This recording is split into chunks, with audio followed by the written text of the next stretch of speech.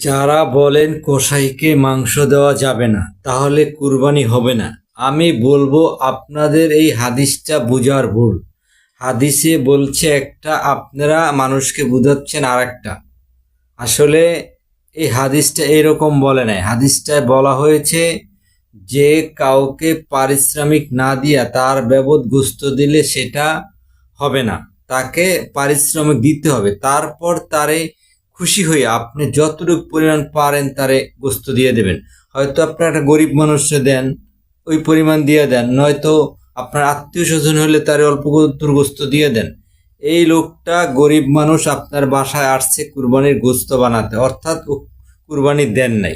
এই লোকটা সারা রাত দিন, একটা বছর পর গরু বানাইলো, ধরলো, এই লোকটাও তো খাইতে মনে হচ্ছে, উনি তো মানুষ।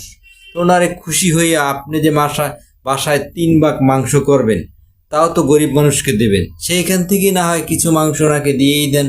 তা না করে আপনি তাদের কোনো মাংসই দিলেন না, কিন্তু তার বউ বাচ্চা তো তাকিয়ে আছে, তার হাজবেন্ড বা বাবা বাসায় আসবে, মাংস নিয়ে আসবে, তখন তো সে মাংস নিয়ে গেল না, তখন সে মাংস কোথায় পাবে? সেও তো মানুষ। আল্লাহ তো আর বলেন নাই যে কসাই মাংস খেতে পারবেন না, হারাম। আপনারা হালাল দিকটা, ভালো জিনিসটা না বুঝে উল্টারা কেন বুঝেন বলেন? আপনারা মাংস গরিব মানুষে না দিয়ে ফ্রিজে বইরা রাখেন, 1 বছর আর 1 বছর খান। এইটা দেখেন না? আপনারা নফল আদায় করতে লুঙ্গি খুললে মাথায় পাগড়ি বাঁধেন। আসলে এগুলি বাদ দেন, ভুল ব্যাখ্যা, ভুল বোঝা বুঝিয়ে এগুলি বন্ধ করেন। সঠিকটা বোঝেন, হাদিসে যা আছে হাদিসটা পরিপূর্ণ বোঝেন। হাদিসে বলা হয়েছে পারিশ্রমিক বিনিময়ে গোস্ত দেওয়া যাবে না, কিন্তু তে গরিব মানুষ, ওই হিসাবে তার অল্প গোস্ত দিয়ে দেন, যাতে সে তার বউ বাচ্চার মুখে একটু দিতে পারে। কারণ কুরবানির দিন তো আর গোস্ত অ্যাভেলেবেল কিনতেও পাওয়া যায় না। টাকা তো সারা বছরই মানুষ কম বেশি কামায়। কিন্তু আপনারা কিছু লোক ভুল হাদিস প্রচার করছেন, কিংবা ভুল বুঝছেন যে কসাইকে গোস্ত দেওয়া যাবে না। এমনভাবে প্রচার করতেছেন আপনারা যে কসাইকে গোস্ত দিলে হারাম, কুরবানি হবে না। আসলে না, হাদিস এটাই বলে নাই।